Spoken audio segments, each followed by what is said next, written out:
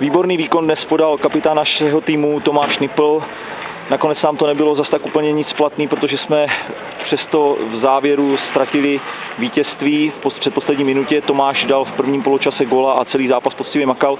Tomáši, jak tě to bolí, ta vyrovnávací branka takhle těsně před koncem? No tak hodně určitě, bylo to nešťastný.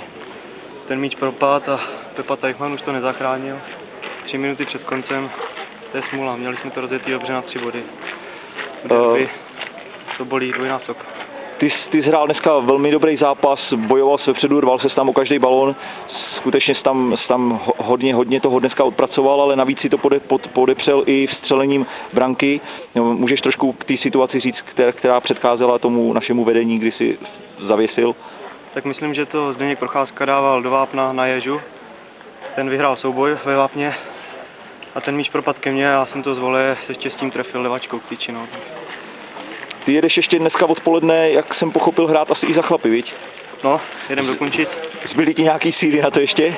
Tak to uvidíme. Já se teďka vyspím trošku a půjdem na to. Tome, takže díky za výkon dnešním zápase, ale já už jsem tě měl připravenýho na tenhle rozhovor, protože ty hraješ dobře všechny zápasy, jako kapitán ten manšaft vedeš na jaře velmi dobře. Blahopřeju ti teda k dnešnímu výkonu, alespoň k tomu jednomu bodíku a přeju, ať se ti dál daří. Ahoj. Děkuji.